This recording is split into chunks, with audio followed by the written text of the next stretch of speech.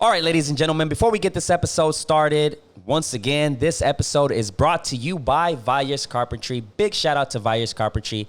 This has been the third time that they sponsor us. Once again, ladies and gentlemen, if you are looking for custom woodwork, you're wanting a dream kitchen, anything that has to do with wood, Vias Carpentry can make it.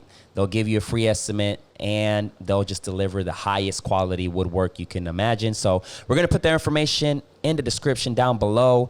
So make sure to check them out. Tell them the Half Court Podcast sent you, and you'll get an extra discount on that.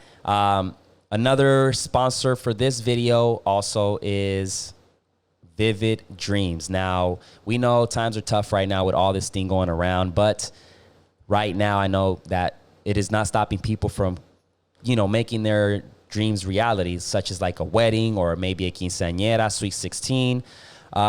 Vivid Dreams are the people to capture that moment. You're working with professional videographers, professional photographers that are synced in and know what they are doing. They'll capture the highest quality you can imagine. So hit up Vivid Dreams for a free estimate on that. And one more thing before we get this episode rolling. The Half Court Podcast store is coming out pretty soon. So it's a website where you can just go and show us support, keep supporting us so we can keep bringing the content out there. Like I said, we're going to have t-shirts, tank tops for the summer, crop tops for the ladies, mugs, cases for the phones, and we're just going to keep expanding that the more further we go into that. So make sure you be on the lookout for that. And that's it. So let's get this episode rolling. All right, ladies and gentlemen, we are live. What is Gucci Manucci's? Welcome to the Half Court Podcast. I'm Darwin, got AV behind the camera, and today we have the Bam Bam. Hey, man. Bam Vinci in the house. Yeah, man. Welcome to the Half Court Podcast, brother. Thank you for having me. Thank you, brother. So kind of to break the ice, just tell people, who you are, and then what do you do? Let's go from there. Well, my name is Brandon. They call me Bam Bam. I'm a barber. I started cutting hair probably when I was 13. I turned 20 in July, and started cutting hair really because of my dad. He's the one that really just brought me into all of this. He just asked me one day, he walked into my room, he said, "Hey, can you cut my hair?" I was like, all right, yeah, I'll do it. And it just started from there. It wasn't anything like, it wasn't like a job that I was looking for or anything. It was just like more or less of a hobby. And I took it as that, and we just kept it going. So when he said, like, all right, I'm going to cut your hair and stuff, was that like your first cut? Ever, yeah. And that kind of like just sparked it? Yeah, it just like gave me motivation to become better and better. It wasn't like I was looking for a job, like I said, or anything. It was just more of a hobby. How old were you at this time? 13. 13. Yep. That's crazy. That's the amount of trust. Like your dad like comes up to you and say, "Hey, son, cut my hair," and you don't know shit about that. You don't know shit about. What kind of clippers did he get you? The Aircons? Is it the Aircons? Well, I started with some Conaires, but Conaires, yeah, they were weak, but I had hey, some. that's the move though to get started. Yeah, sure. I had some, and that's how I fucked up my brother's head when they were little. Shout out to them. Yeah, I guess that's how you learn how to respect the clippers though, and respect your craft and your tools. Hell yeah. And so ever since you've been just cutting hair? Yeah, I've never had a real job. I mean, it is a real job, but I've never had like a job where you had to fill out an application or anything. Gotcha. So I guess I'm blessed for that. Hell yeah. And right now, you do like appointments and stuff? Yeah, just appointments only. I'm blessed to say that I'm pretty booked, so I do really just appointments. Yeah. You got a cut recently from. Yeah. What would you rate it? What would I rate it? Yeah. It's fucking fire. Thank you. It's crispy, natural. Yeah. Hell yeah. Yeah, I'd go back anytime. Hell yeah. Thank you. By the way, appreciate the shirt, man. Y'all looking at the purple one. He came in repping it, you know what I'm saying? One of our supporters, and we do appreciate that. So right now it's been you're how old? I turned 20 in July, so it's 20 almost in July. Youngsters, man, I'm almost telling you. 7 It's crazy. It's crazy. Y'all are ahead of the game, like the game, period. J. Poe said it like a couple years ago. I had like a little interview with him, and he was like, "These youngsters, bro, they're something else. They're fucking ahead of the game, bro." And at the time, I was just recording. I'm like, and now that I see this shit, I'm like, because it was the interview was about N7 at the time. So N7 is around your age, right? Yeah. So it's crazy, bro. These youngsters are fucking on some other shit. They're woke. They're about the bag at a young age, and like I was I had the mentality, but I was just fucking around and just being a thought, you know. So yeah, y'all are definitely on the right path with this. Where you want to take this? Because you've been doing it right now for 5+ years. So where are you looking to take it? More than anything, just be the best version that I can be of myself. I'm not really in competition with anybody or anything. Just with myself, just to keep bettering and bettering myself in every single aspect in the barber game. Oh yeah. So when it comes to because I see a lot, you know, like there's a lot in like the barber culture here in Oklahoma is getting bigger and bigger. Did you look up to anybody here while you were, you know, getting in the process of cutting and that you look up to? I would say a lot of people, but more or less take like things from other people's styles and just like make your own. Because I feel like if you look up to one person only, then you're stuck on that certain style. Yeah. So I would say more or less take like this piece and then this piece from this person and make your own style. So I would say I would look up to people, but just pieces. It's a little bit of pieces of them. Hell yeah. At what point did you actually start like knowing that was it? Because I'm pretty sure there came the time when you were like, oh shit, well I have to make money. So how did you get into that? Like how did you? So probably around 14, 15. That's when I started making my own money and started like paying my own phone bill and just doing like little things by myself. Little did I know that was setting me up for like success in the future. But yeah, I started. It became more real whenever I got to the shop, Kings of the South, and I started cutting there a little bit, and it was like, oh, like barbers can make real money, and I didn't realize that until I got there. So that's when it really hit me. Oh yeah, yeah. I mean, it's crazy. I know a lot of successful barbers, and I think it's just a process, but there's money. There's money to be made in the business. You know what I'm saying? I've gotten to the point, man, like a lot of people tell me, you know, it's crazy how, you know, a cut can make a difference. And a lot of people tell me like, you don't need to be getting a cut weekly. I've been getting into that groove because I like it. I feel good. Like, why not? You know what I'm saying? So it's like, you know, it's crazy how it just can boost your confidence. You come in looking a certain way, feeling a certain way, and you leave just pumped and hyped and shit, you know? And most clients that you have, are they weekly clients or? I wouldn't say everybody's a weekly client, but everybody's a consistent client. So everybody comes in like consistently. So I do have a lot of weeklies, and those weeklies are crazy, man. They want their haircut. They need their haircut. So you got to be there to provide the service. For the longest, I was holding back because of the price. And like I say it in a way because right now I like to pay my barbers more than what they, you know, work. Even if it's $5 more or 10, I feel like they do a pretty good job and I respect their work. But I got to the point where it was like, especially during this quarantine and shit, I was like, man, like I want to get a haircut weekly, even though I ain't doing shit. I'm in quarantine, but I like to feel good. And I want to, you know, pay my barbers, you know, what they, you know, way, you know, more than they deserve. So yeah, I've been doing it. I was like, fuck it. Cause I just like feeling good, period.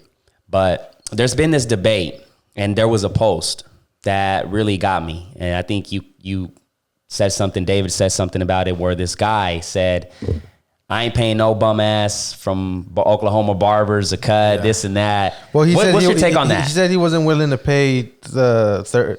He's like, how are y'all barbers in Oklahoma charging 30 plus for a cut? I don't know. I think that dude is just angry at the world or something because it's stupid, bro. At the end of the day, like people spend their money on whatever they want to spend their money on. So, like, people go to the bar and buy a round of shots for 6 people. That's $60. They do it for a snap. You know what I'm saying? So haircut, nigga, that's 45 minutes to an hour of our life that we're touching your fucking head. Getting hella personal, close and shit. You know, yeah. Breaths and all, you know. So I don't know. It's just that dude. Maybe he's just, I don't know, cheap motherfucker. Yeah, and it's like that's my take on that. Yeah, what is your take on it, bro? Well, I feel like, just like you said, getting a haircut is more than just getting a haircut. I feel like it's a way of getting confidence, and it's more or less like therapeutical too. Like you're sitting there talking to your barber, having like, if you're like in a place where it's in a way it's therapy too. Or maybe that dude never had a good experience with a barber, so maybe like it's a lot of factors. Get a better barber. He's just do better. $10 haircuts that's just like, all right, it's cool. It's not like super fresh, so he doesn't know. And I was also gonna say it's like a lifestyle too. So people that get their weekly haircuts, it's a lifestyle to them. Like they come back every single week, so it definitely is. It's like a part of their schedule. Like, Yeah, it's get part off of your work. life. I'm gonna go to Bam Bam. I'm gonna, Exactly. And you look forward to it. I think the experience has to do a lot because, like, whether it's with AV or my other barber, shout out to Brian. These are my two, like, that I've been going to for years now, and it's like I look forward to it. Like, Exactly. because it's like a conversation. The vibes are good.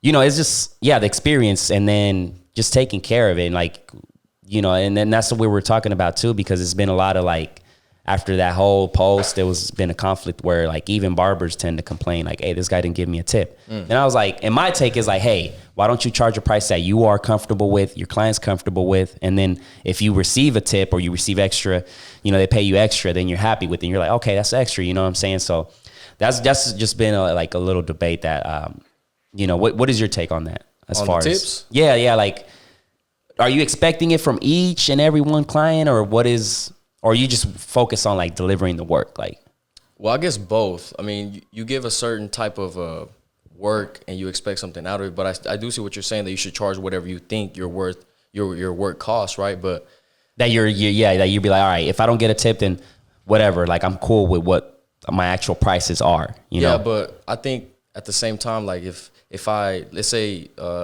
you know, this company does some work for me and they charge me $500, I'm gonna probably give them like $600, you know what I mean? Because I know what type of work. I mean, I guess it just comes down to perspective. It really boils down to perspective and what you think and how you see the world. But if they do work for me, I'm gonna give them a little bit extra because I know that they put in the work and they don't want to like price gouge or anything. So they're not gonna like hit you with a super price and they're not gonna hit you with a super low price. So I feel like they're gonna meet you in the middle. So I feel like that's what a lot of barbers do too. So that's why they expect a little bit more because they know what they're putting out. Yeah. There was this crazy conflict. Well, not conflict. I would say a debate. There was a debate in Puerto Rico because the cuts right now, before the COVID, prices went up to 20. But so there were 15 before? 12. 12. And there's some cold barbers out there, right? Oh, yeah. So there was this debate, and it's like everybody just kept complaining about it. And it's like, I get it, you know, like, but barbers have to eat too, you know? Like, everybody just kept like, nah, hell nah, like, I ain't gonna. And then another thing to look at is that barbers, it's not like you got to figure out your whole insurance situation, like your whole taxes situation. So it's like, it's almost more work if you really look at it, you know? Yeah. Like, I think a lot of times people look at it like, damn, bro, you're getting paid $30 an hour. But it's like, bro, like you don't see just cleaning, fucking making sure you got Or your supplies. Yeah, so it's like, Yeah. really, when you really break it down, it's not like you're getting paid $30 an hour. It's you know, you gotta. Yeah, so like it was that debate that some barbers went up to 20, which to me it was fine, and then some of them just stayed that price, trying to compete with the barbers that went up, and I didn't like it, you know. I think too, another thing is that if you have loyal clients, they don't mind taking care of you because they're seeing like your progress. So for example, with you, I see a lot of your clients are like a lot of repeats, boom, boom, boom, boom. So it's like people that have been coming to you for years now. So they see, oh, this fool got new clippers. Oh, you know, it's getting better. You know what I'm saying? Because you're investing in it. So now they don't, if his client's doing good, I'm sure he don't mind giving him $60 or $70 because he's become a part of his circle, you know what I'm saying? Yeah. So that's what it all comes down to. I think on prices is like, just set your price, and then if you have real loyal clients, you'll be surprised. Like they'll bless you without you even asking for it. You know what I'm saying? Like without you even upping your prices, they'll still take care of you type shit. Yeah, I feel like with that, like I said, I feel like everybody got to eat, and it was $12 for the longest, and now it goes up to 20. Still, I think is a good price, and I feel like it's a fair price for the barbers because just like everything goes up. You know, they got to eat too, so it's like I'm with the movement. Like I'm with it. I'm supportive. So when you were working at Kings of the South, were you taking strictly walk-ins, or were you already kind of booked at that point? That's when I started getting a little more booked, but I was doing walk-ins and appointments, so it was pretty busy. Yeah, pretty busy. And it was Tuesday through Saturday? Yeah, Tuesday through Saturday. So I'll go to school half of the day, then I'll get out of school. I'll pull up to the shop like around 3 until like 6 or 7, then Saturday be a full day. Cool. Yeah. So you got to live that barber life at a young. Oh, the whole high school career, I was a barber, and I was pretty well known. It's pretty cool being a barber in high school. Like that's what I tell my youngest. Like it's pretty cool because not everybody wants to be cool with you just because like you're a barber, but like they can get a haircut with you if they want to. So they want to be cool with you. Like I don't know how. So you were pretty popular in high school? I mean, I don't like to use the word popular, but like I didn't know a lot of people. Like, yeah, didn't know me. You were already like at the point where like, man, I can't take you, bro. I was getting there. I feel like now I'm starting to get there too, but I'm starting to push more to that. But back then that's when I was barely getting there. Yeah, that's fucking amazing.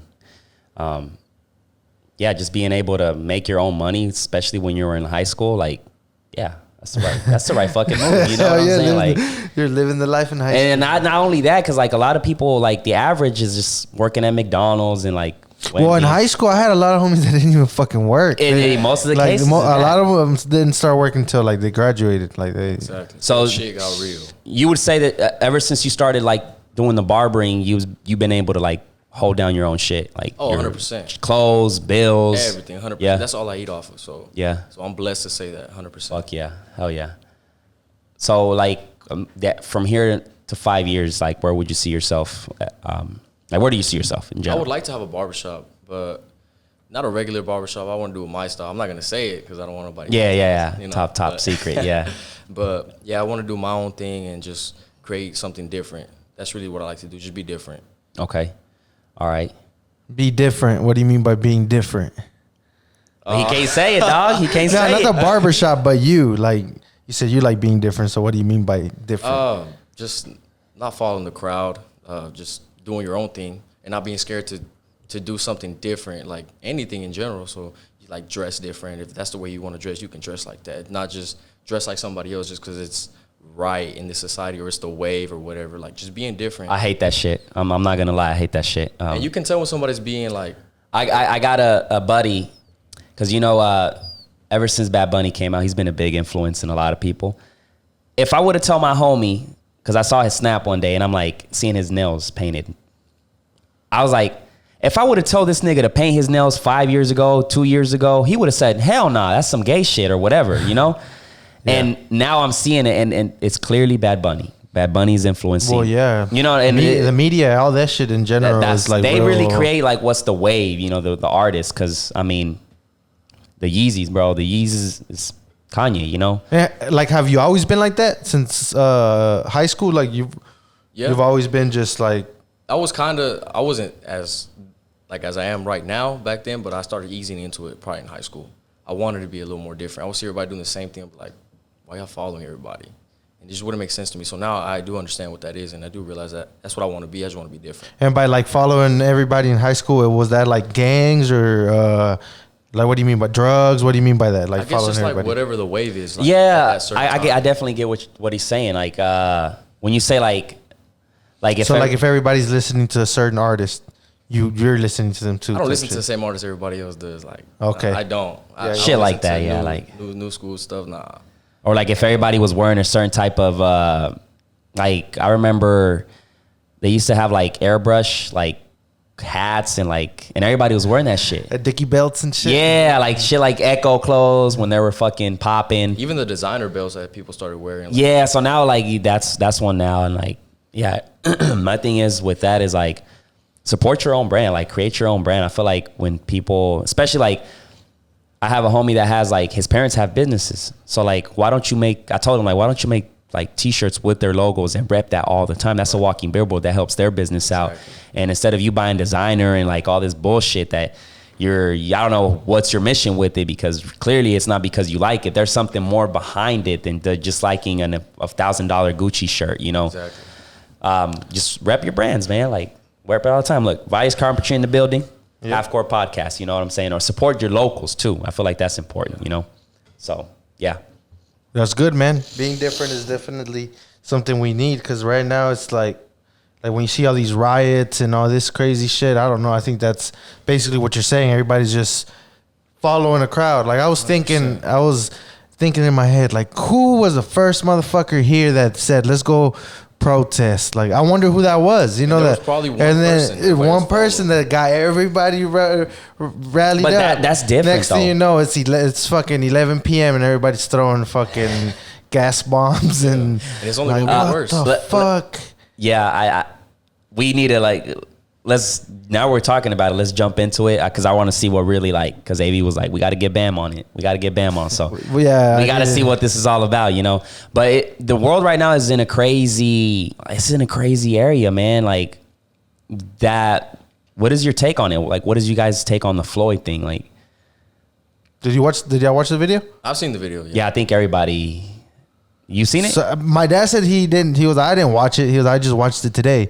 So that's why I asked because a lot of people didn't even want to watch it. Like they were just like, I watched it. It was fucked up. Yeah, I had to watch it because I hate it. Like, I just hate seeing, you know, black people just get treated like they ain't shit, you know, and it pisses me off. But I don't want to get into like, just kind of like get pissed and like talk shit. I just feel like something needs to be done, period. You know, like something just needs to be done. And I'm not. Okay, let's start here. When you get pulled over, how do you handle the situation? I roll down all my windows. I put my hands on the steering wheel and I wait for the officer to come to my window, just so I don't have any. So he doesn't have any question that I have a gun or anything. I mean, you always can get racially profiled, even as Mexican. So even just having tattoos, you know what I mean, you can get racially profiled and shit. So are you like the yes sir, no sir type? oh yeah, I mean, yeah, just being respectful. Right, exactly. I think I'm that type too, and I'll roll down the windows and I already have my license and Make hard their job shots. as easy as possible. Yeah, last time I got pulled over, it was a speeding ticket.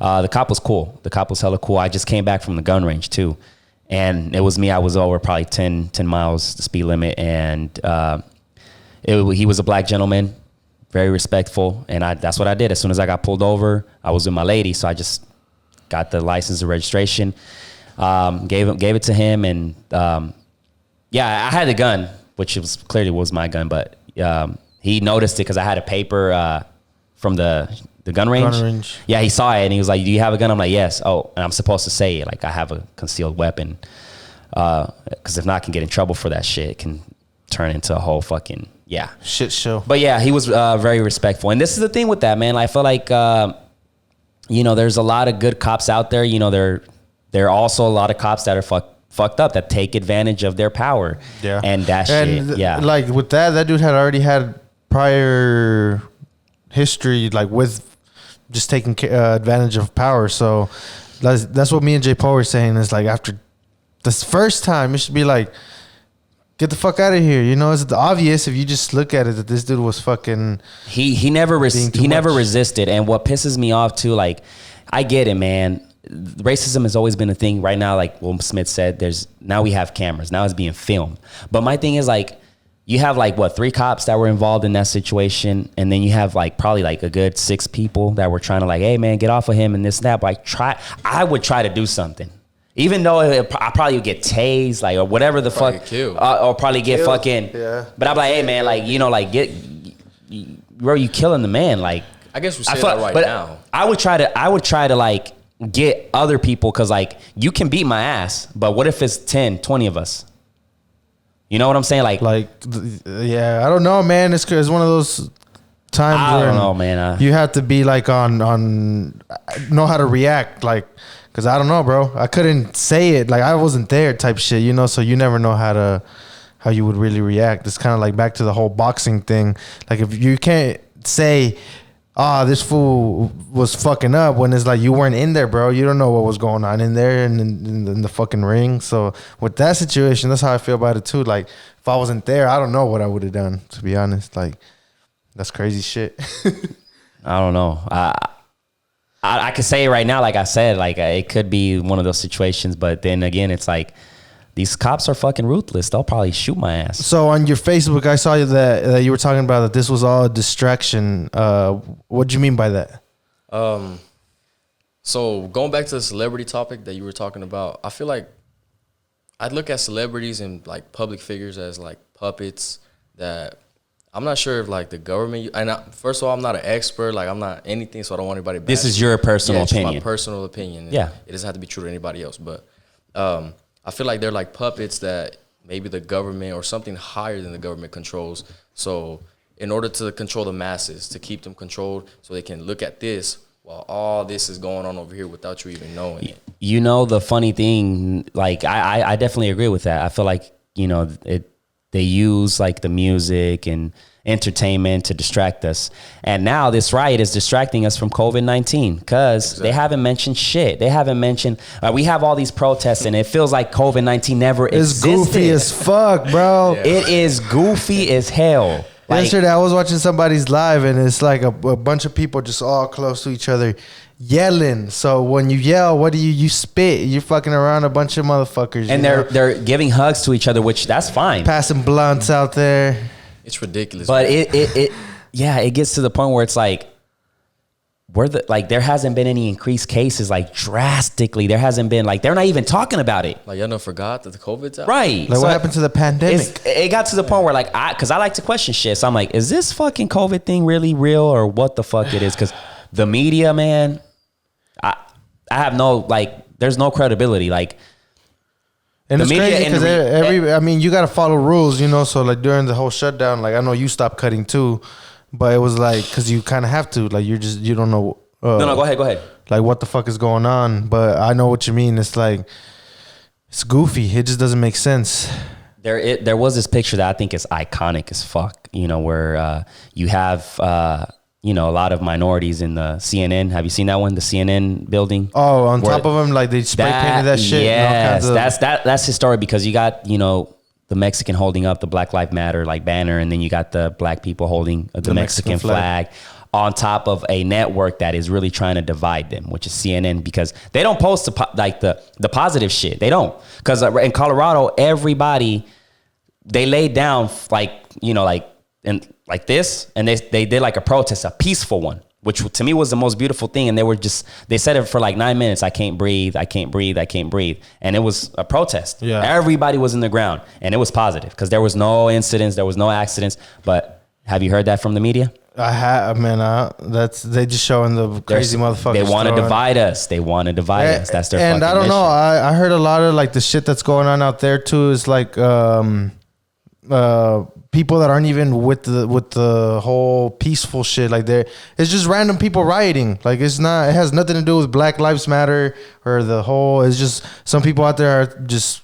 It's a chance to fuck shit up. Like fuck it. The worst part about that to me is that they're destroying like family Small business, and yeah. small businesses that were like 10, 15 years maybe to get there, and then some kids come and trash their place. So that's probably the most fucked up part. That really frustrates me because what was it? There was some Good protests. Good Foods or some shit like that. It's like a little convenience store, like a corner store. Yeah. In the hood, and they burned it. For no reason, like just for the fuck of it. And then they catch some people that were trying to do like a riot. They catch them here. They arrested them. They find out they were from Oregon. Have y'all seen that? No, I haven't. Yeah, some shit like that. So they're coming from other states to cause some shit that really isn't necessary, you know, like At all. So to me, it's like, who the fuck is behind this? Is this just like, is this government? You know, another related? thing that I was thinking too, I was just high probably. The whole I can't breathe thing, and then the COVID is like, is that like, Bro, it's a lot of shit. sons of bitches. Think about that. Yeah. That shit is, it's scary, man. I don't know. I question, like, I'd be like, is this the government just trying to send people to different states to cause something to keep making this shit worse and worse? And I don't know, bro. It's a lot of shit. Like that's one thing that I like that J. Poe was doing out there is that he had a fucking megaphone and he was like telling people, don't do stupid shit. Don't go destroy things. Like if you really want to make a change, exercise like your political power. Like go be a fucking senator or some shit. Go really try to make a change. Don't go break some fucking windows. Like that's not the way to go, you know? So I think that's the best take I can come up with all this shit. Is like, if you really want to make a change, you know, do something like even the fucking podcast, like that may be a way for somebody, you know, for information to be thrown out there. Do something positive with it. Don't fucking go and start fucking shit up. The protest was the peaceful one, obviously. It's the right way because this shit needs to stop, period. It's been going for years now, and it's like, yeah, I don't know. I don't know, man. I feel like, and then the president hasn't been taking this shit. Yeah, he hasn't been handling the situation the best. With his tweets. Like, who give this guy the fucking Twitter? Like, who? I feel like he personally writes them too. Like, he don't have somebody to write them. Just be taking a shit. Like, I go through his Twitter and I'm seeing like, you know, like I think he has a nickname for Joe Biden. Like, yeah, bro. The thing with Donald Trump is that Sleepy Biden, I think he calls him because he's like slow or some shit. Like, bro, he doesn't wear a mask. He's like, I'm not gonna do it. Like, he's just not gonna fucking just because he's like, I'm not gonna wear a mask. That's crazy shit. But the thing is, Donald Trump kind of finessed his way all through his career. Like, that's what he's done. That's what he's just a character, bro. Like, yeah, he barely knows about political shit. He just comes in and like blames it on China. That's all he does. Talking about characters, can you talk about that? Because I know one day I got a cut with you, and you were talking about like everybody has like a character. He's like, you were like, even me, bro. Right now I'm cutting you. I'm Bam, you know. But talk about that a little bit. So I think those are called alter egos, and I've heard that. So I feel like everybody has one, and to me, it kind of resembles like a beast inside of you that you release whenever you're doing a certain thing that you just like completely zone out. So, like, for example, me, whenever I cut hair, I feel like I turn into like Bam Bam, you know? So I'm like a different person. You feel like a different attitude. You just feel different. You feel like you're in a zone, like if a spotlight is just on you, and it's like, I don't know, you just feel different. And I feel like everybody has that. And I know artists do when they perform, or really maybe like artists that draw, probably when they get zoned out, they probably do that too. So everybody has an alter ego, I feel like. Yeah, because there's this rapper, he's Anuel. I'm pretty sure you know who he is. Maybe not, I don't know. He likes to front a lot on social media about his shit, material shit, chains and this and that. But a lot of people say when they know him, he's like humble, like he's just down to earth guy. So you think that's like an example, like a perfect example of that, like of just being like on social media, you're like this character that wants to front because you came down from nothing and now you have this shit. And then when you're off the cameras and you're just like, all right, I'm just going to be me, like the humble guy or whatever. I look at that more as like a costume.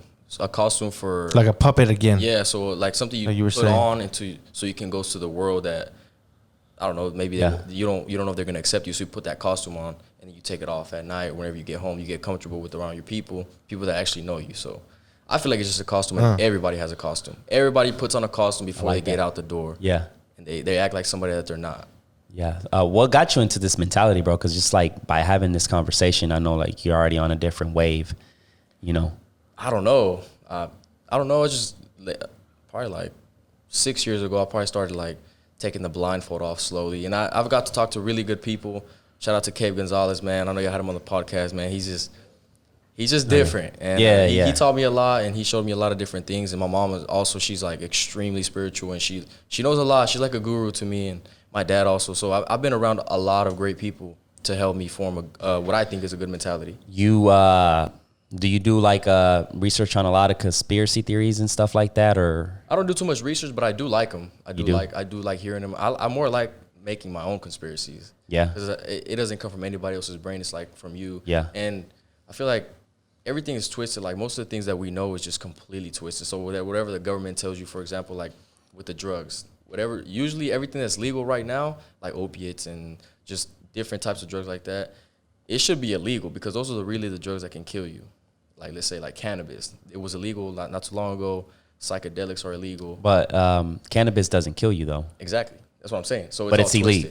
That's what I'm saying. The things that can kill you are pretty much legal, and the ones that can't and really don't do any harm and actually better you are illegal. So then you must think, is all the information that they tell us true? Or should we just flip it around and like out of nowhere? Now is this okay? Like, you motherfucker, you just judged me for being a pothead for this long. Now people are making stupid money out of it, and like it's a legit business. So now it's okay. Like, so I see it bigger. Like it was just like out of nowhere from one day to another. Yeah, like the cigarettes, like they're fucking 10 times worse, and it kills a shit ton of people yearly. They've been legal for a long time, and they've been legal for the longest. Alcohol for sure. Alcohol will make you do some dumb shit. Exactly. You can go to Walgreens and buy a bottle of ibuprofen and just drink them all, and you'll die. You know what I mean? Yeah. Drink 2 bottles of NyQuil, you'll probably die. So it's just like different stuff like that. It makes you think. Like, that's what I was saying. It gets bigger than that. So you start thinking about the information that they tell you about the coronavirus stuff. Maybe if you flip that information, just like you flip the information with the drugs, you might find the truth. Yeah, with the corona, has been so many fucking stories. It started off with a bat, you know, but now it's supposedly some guy made it, some doctor made it, sold it to China. There's a lot of shit. We're not gonna know the truth. I We don't know the truth. We can only make conspiracies. And I think there's a vaccine, but it's just like I have my questions because like. So do you guys think money is the answer To what? to what? knowing these answers? Probably not. I think it's Probably power. not. I think it's depend on the So power. what do we do at that point? Like if we just live, we just go with the flow. Like I think Probably all we can do at this point. I think it's money. You have to get to the money, but then the power comes because like Bill Gates, I feel like he knows a lot of shit. Like I'm in the middle with that nigga. He's the owner of Microsoft. He's probably one of the richest mans, but he knows some shit. He predicted this shit. You know, like 2015. He said that we should. I forgot what. that we weren't prepared for a virus. Yeah, so like, we need a. But I mean, if you really look at that, that's not really predict. I mean, it is predicting, but if you're really just looking at the facts that are laid out, and you look Like at history. the history and shit, that's probably how he did it. Like he was just thinking, like he was looking at everything. He was like, damn, if a pandemic happened, it's kind of like if you're just having a conversation and you're just like, if a pandemic happened, like we wouldn't be ready for it. And then in 2 years, like he's a smart individual, so obviously he probably looked at the fucking facts, you know. I don't think maybe it doesn't necessarily mean that he knows more than people or like more. He has more access. He's probably just. I don't know. I don't know, man. I feel like there are certain people that I think know certain information. Like I got to the point where I saw this episode of Family Guy that really opened my eyes. I was like, is it fucking true what they're trying to say here? So apparently, I think it was, I don't remember, one of the characters had cancer, and then they went into this facility and they found the cure of cancer, and the cancer was locked up in this secret fucking place that nobody can touch. And they were really saying like, oh, we found the cure to cancer, and the reason why they don't want to give it out is because they make more money out of treatments and shit, you know? And it got me thinking like, pharma, that's basically kind of like what he's saying, like the drugs that fucking kill you are legal. They can prescribe them to you. Like how they can prescribe a little kid fucking 10 milligram Adderall. Like if I pop a 10 milligram Adderall, I'm on one. I'm fucking. Well, I think it's because, this is how I think about it. So if people go to the hospital and they get medication and they get treated, they're not going to go back for that same thing. But if you get them hooked on a certain chemical, a certain drug, they're always going to go back and buy that drug, even if it's like through insurance or with their money. That's one of the reasons why, like, I know everybody isn't like that when it comes to like the medical, you know, like sometimes I feel like we go to the doctor and all they do is look at us and like, okay, let me prescribe you these, you know, pills for whatever reason it is. And it kind of holds me back from going to the doctor. Yeah. Cause it's like, they're just there to just collect a check. Not all of them are like that, but I just feel like it's been that case where they're just going like, just prescribe you some pills and shit. Like people with mental health. All right, you're depressed and shit. It's pills. Like one of my friends. You got anxiety. Here's a little bar. Yeah, through this quarantine shit, she went to the doctor and it turns out, they prescribed me with some pills. And it's like, oh my God, you're depressed. Let's get you some pills. So I feel like, you have to first build that relationship with your doctor for them to care a little bit more. I mean, it's kind of like, that's the same with like a lawyer. Like you may think, oh, this motherfucker's he's super smart and because he's a lawyer. But like if a lawyer doesn't fuck with you, then he's not going to fight. I don't know. I don't feel like they'll fight for you as much as if you're cool with them, you know, like you want to be cool with a lawyer because when you got to call them, like, they're going to be like, who the fuck is this? You know, it's like anything. Like, it's they're like going a barber, too. Yeah. Your homie, you cool with him. He needs a haircut for, like, a wedding, you're going to get him in. Yeah. Yeah, as opposed to if you don't know if you've cut him up twice or something, and then you're like, man. But I can't. Not everybody established that relationship. Like, you that's where you got to go out there and do that shit. But that's the thing. Like, not all your clients that you guys cut, like, have that solid relationship. I'm pretty sure you guys do multiple cuts where they don't talk to you because they probably don't open up or they're just there to get a cut and that's it. That's their fault. Yeah, but they it's could have like established a better relationship. like there might be people that go to the doctor and they're not good at establishing a relationship, but they want to make sure they get the right treatment, you know, instead of like, all right, sucks. let me give you some pills or whatever. Yeah. You know? No, I mean, and that's where the whole masses go. That's what's scary. That most people they'll just go to the doctor because the doctor is the guy that knows what the fuck is wrong with me, you know, as opposed to like work out, drink some water, do the basic shit. Yeah. Speaking of the doctors, you know, I think one thing they should do is once this old COVID-19 bullshit is over is like, I think they should go to, you know, they should forgive like all nurses and doctors student loans and shit because of all this shit that they went through. Cause it was overwhelming for them. I think that's the least Trump can do, you know, cause a lot of them, you know, they have a lot of debt, man. It's expensive to go to college, you know? So I feel That'd be cool. Yeah. I think that should be the right move, you know, cause that should, yeah. If not, we're rioting, motherfucker. For real. With our scrubs on. Nah. Yeah, for real. Like, yeah. So, you know, besides all this stuff, what else you like to do, bro? Like, what do you enjoy watching, or what do you do to like get a little bit of distraction? Because sometimes we do need that shit, you know? Exercise probably is big one. Oh, for sure. Yeah. It just kind of disconnects you from the world a little bit. Just hanging around with my family. Probably Sports? Sports too. I like sport. I like basketball. NBA? I don't watch it, but you know, You stay. I used to watch it a lot, but Yeah. I don't really keep up with it no more. Yeah. Can't really no more. Season's kind of LeBron or Jordan? Jordan. Why? I don't know. It's just I don't know. He's just. More I would think. iconic to me. I would think the reason why I asked is I think he would say LeBron. Him being what you're about to turn 20. Yeah. So you said Jordan. Did you watch The Last Dance? No, I didn't watch it, but I have watched the highlights. That documentary's pretty- Sick. Yeah.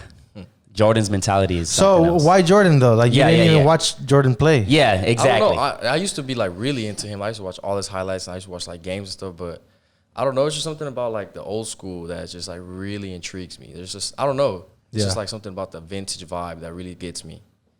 So I need more. I need more than that, brother. I need more than just like. I'm not really too into all that. You said Jordan, but you didn't give me like, all right, that's a valid point, you know. So, what makes him the GOAT? Oh, I didn't say he's the GOAT. You said you asked him who was better. Yeah, Or you asked me who. Yeah, so you think Jordan's better? Oh, you didn't ask me who was better. You asked me who do I pick. I Yeah, picked Jordan. Yeah, that's kind of what I meant. He's better though. Yeah, I mean, it just he likes Jordan better. It's not that he's better. He just likes him better. I think probably LeBron will probably on the one-on-one you probably get him. Yeah, I think it's just a totally different. And even LeBron and LeBron and KD, I think those two would have dominated Jordan's era, to be honest. Because I shouldn't even be speaking on basketball, man. I don't know shit about basketball, so I don't want anybody bashing me on. no, you good, you good. That's at the end of the day, it's your opinion, you know. Boxing, that was one thing that you did as a. How many years did you box? I started probably when I was 10, probably to 18, on and off the last 2 years. But yeah, it was a while. So 10 to 18. Yeah. Do you think boxing's dead? Nope. And I heard that, and I've been waiting to talk to you about that. That's been Darwin's. Go ahead. Go ahead. What's your opinion on it? Man, it's definitely not. Just like Sasolo said, it's alive and it's very well and healthy. There's a lot of fighters that you just don't know about. I wouldn't say. Let me not say dead. What would be the right term? Because once again, It's getting hot in this bitch. I know it is. We need something like, I don't know. It's getting hot. When I say, I meant in a way of like big pay-per-view, because I know there's a lot, man. There's a couple. So you're saying money-wise, like money, like I said, when Mayweather used to fight somebody, everybody wanted to see him lose. So the whole entire country would go like either to the homie's house because he's hosting the fight or any other place, and everybody in the town was having. So what you're asking is who is doing that right now? Because you mentioned Canelo. Yeah. Canelo already did it. Now he doesn't have anybody that big to fight. So you're saying within the next 3 months, who's gonna bring that big fight? Who's gonna be that big? That's what I meant. See, I don't know boxing enough, so I wouldn't be able to tell you. But like that's what I meant. Like I think the dead part was the part people took, and that's because like boxers are passionate. No, yeah. They were like, I "What take the that fuck? back. What do you mean?" No. I take that back. Boxers and the sport of boxing is my thing. Like I respect the work that you have to put in and day out, training And then just being there, like, it's what you said, bro. We're really like, we're getting fucked up while we watch people get beat up. You know what I'm saying? So like, it's one hell of a sport, and it takes a lot of discipline.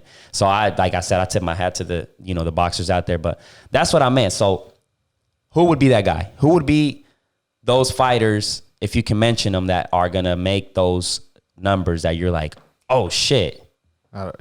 You get what I'm saying? Well, I mean, that's what I meant. You're talking about a cash cow. That's what we call them in boxing. Those are called cash cows. So Mayweather was a cash cow. De La Hoya was a cash cow. But it was exciting though. Like, so cash cow. That's a term cows. that I didn't know. They're called cash cows. So they're like the main attraction. Like you couldn't miss those fights. Like you would not miss that fight for shit. You might have missed it, but you wouldn't have missed hearing about it. Yeah. You would have known. Just like Pacquiao was a cash cow. It's like when you, that's like give you the perfect example. It's like when McGregor, this is going to MMA, like when McGregor fights, it's like, holy shit. And exactly. And then like Mayweather did some, I mean, not Mayweather, McGregor did some dumb shit when he was, he threw, I think, the chair to Khabib and all that, and to the bus where he kind of broke some windows and shit.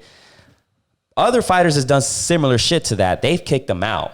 But McGregor, they didn't did shit. Like, fine him. He's a cash cow. Exactly. Because he's like Nate Diaz, he's like, he's like, yeah, when I beat his ass, Dana was probably mad. Mm-hmm. He's like, that's his boy. Exactly. So when I'm referring, like, Mayweather's already retired, so who's going to be the next Mayweather? Who's going to be the next Conor McGregor in the boxing style? That's all I meant, you know. I know there's a lot of talented upcoming boxers. Puerto Rico has one that I'm looking to, and I know here we have Salcedo, which I'm looking forward to his fight. And then we got Ryan Garcia, which I've been following him for a bit. I think he's pretty cool with it. So there is boxers out there. So you said 10 to 18 you boxed. Mm-hmm. How many? Wait, he didn't answer the question. Of what? Who do you think? Question again? The money cow. Oh, who's going to be? Is it the money cow? That's the cash cow. Cash cow. Yeah. Well, you can, because at the moment we don't have one, right? It used to be Canelo, but Canelo doesn't have anybody to fight. Not right That's now, interesting. He is the cash cow. Whenever he's gonna fight, you're gonna hear about it. You're probably gonna watch it. Because, I mean, I think that we're talking about like a third rematch with Triple G, mm-hmm. which is like, nobody want to see that. Canelo already got beat twice to me. The first one for me. I think the second one. The second one is the one he won. Because one was a tie, right? So who would be the next big fight? That's for Canelo or for like no, just for the big cash kick. I think the biggest fight to be made in boxing right now is Errol Spence versus Terrence Crawford. Errol Spence versus That's do you know who they are? The biggest fight to be I know made. who Errol Spence. The other one? Yeah. You said what? Terrence Crawford. No. Other than that, probably Lomachenko versus Gervonta Tank Davis. You probably fuck. You good, bro? It's you cool, good? it's cool. That's cool. But usually you probably don't hear about fighters like that until they make it to the very, very top. But I guess it depends who you're asking and who you're talking to. So if you're talking like a person that just watches boxing every once in a while, they're not gonna hear these names. But if you're talking to like a person that actually knows boxing, do you keep up with it? Oh, like, 100%. yeah. I've been doing that since I was like 10. So I know boxing pretty good. And if I talk to another person that knows boxing as well as I do, we're going to have a conversation about a lot of fighters and a lot of fighters that that's what we call them too, casuals don't know about. So like it's the same thing like in golf. You don't hear shit about golf, right? But there's probably a cash cow in golf, maybe like Tiger Woods and stuff, right? But right now you don't hear shit about it. You could say it's dead. If I talk to a golfer, he probably cuss me out. You know what I mean? So it all depends how deep you get into it and how much you really, really follow it. It almost goes back to what Joe Rogan was saying about what's the dude on ESPN that's always talking shit? Stephen A. Smith. Stephen A. Smith was talking about MMA, and then he was saying that he was basically saying some dumb shit, and Joe Rogan was like, how can you have this guy on the UFC, like, basically pay-per-view saying some shit when he doesn't know anything about basketball. He's like he gets people to watch, and then he's like, but how can you have this guy talking about fighting when he knows nothing about fighting? You know what I'm saying? That's probably on purpose. I think that was probably on purpose, because one thing I noticed on First Take, and I'm not trying to bash on them too much, because that's what really kind of got me into the podcasting. I wanted to show like them, but in a podcast form. But I was like, man, why do these two disagree too much? And the breakdown of that is like they just do it just to create debates. But yeah, I guess so. Joe Rogan was just like on the interview though. I wish we could pull it up. He's just like he looks like he's looking at him like, Because it was a fight that it was Cowboy and McGregor. So basically, Stephen Naismith was saying that Cowboy, he was like, he couldn't even do nothing. He was just... Or that he quit, something like some that. shit like that. And then I think what Joe Rogan was like, but McGregor came strong, bro. Like, yeah, you just can't be like he didn't do shit.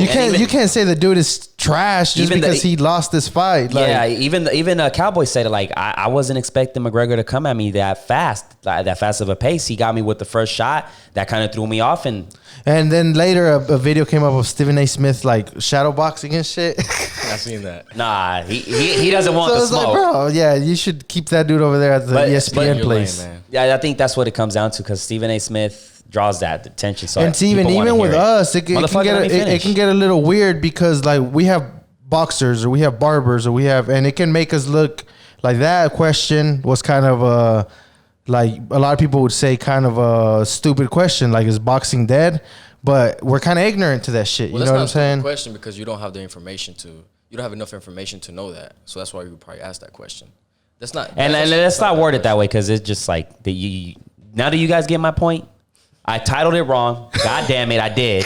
I got already flamed for it, which it was kind of cool because at the end of the day, I gained a couple of subscribers from that, you know.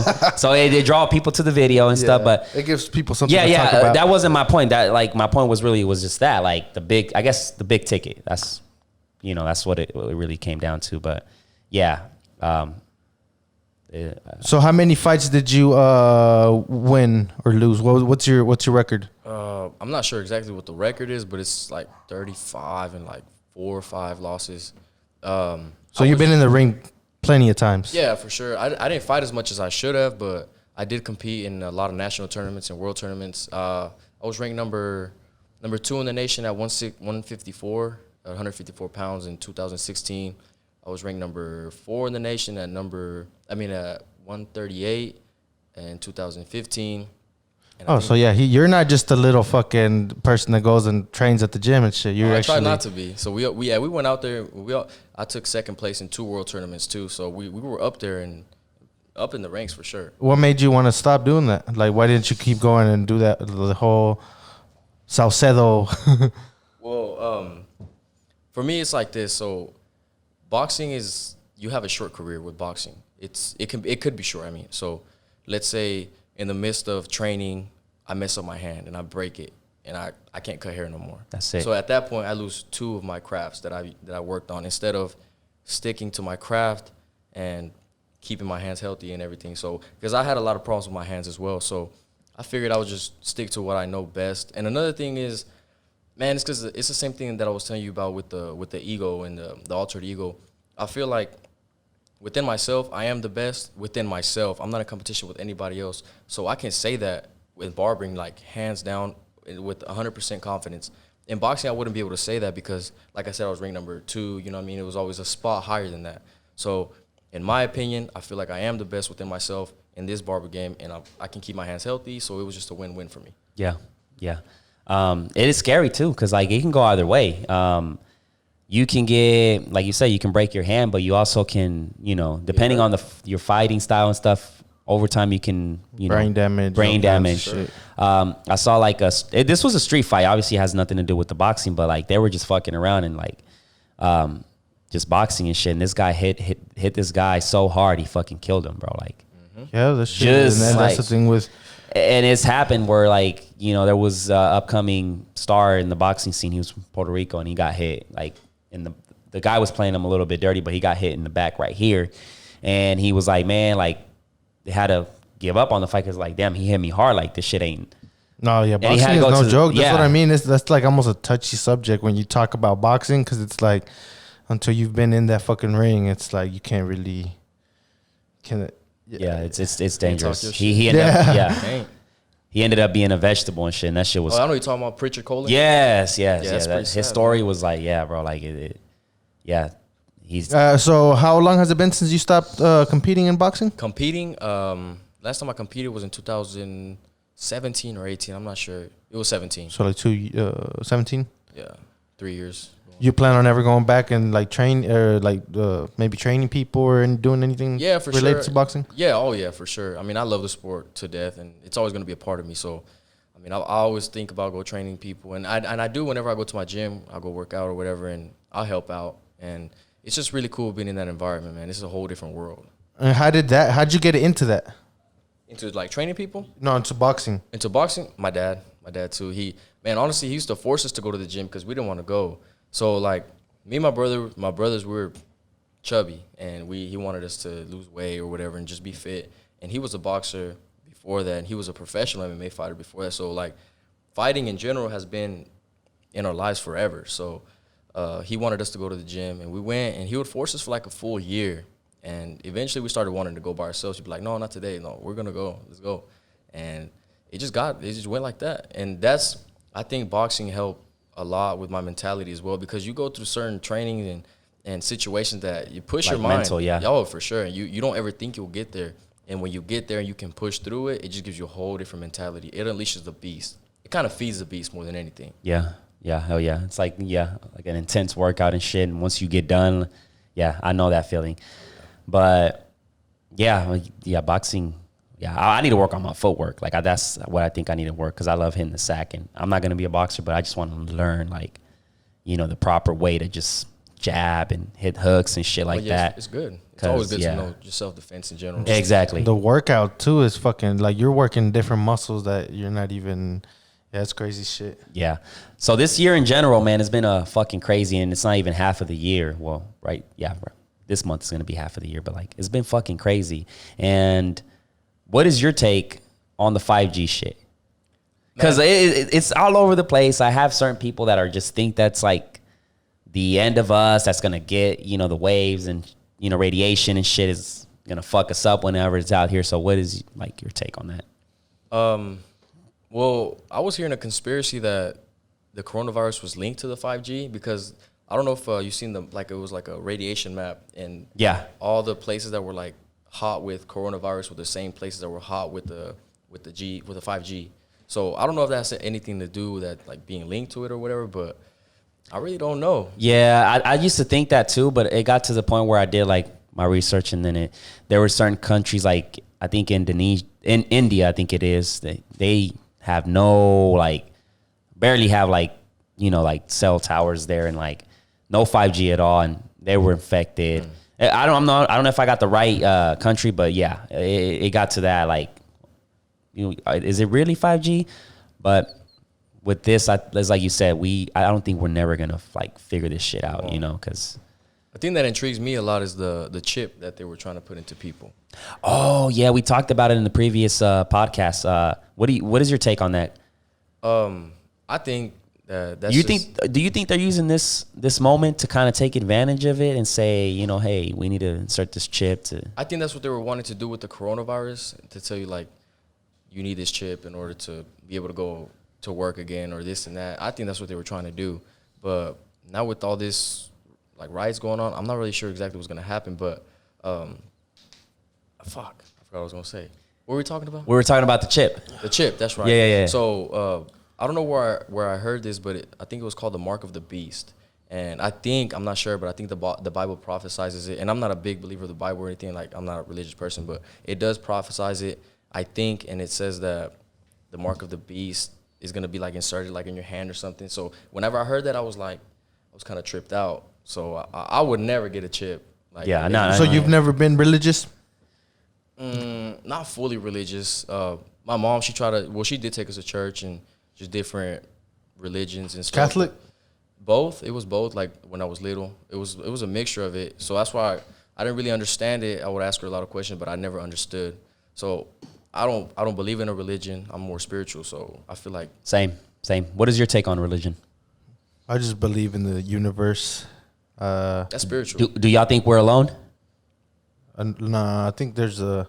No way. I like to call it God. I mean, I say God because that's what I've been taught, I guess. But yeah, I believe in the law of attraction. A lot of people don't. A lot of people think it's goofy. When I mean by alone, do you think like aliens or like creatures I out don't even there? think about that shit. I don't know why. Like that's a big hot topic, but I don't ever think about that. Like I really don't give a fuck. Because it sounds. I don't know. It sounds. I guess closed-minded, but yeah, like it's just I don't care. Like.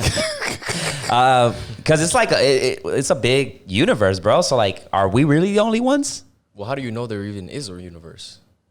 How do you know that? Like, Well- what we're looking at isn't like. Well, yeah, that's a good one. big panel? I know that for a fact that there's several planets. How do you know that? Well, Seen based on yeah. What if it's just a light show? like based Eddie, on- like Eddie Bravo, he's like, we've never had an actual picture. They've all been photoshopped.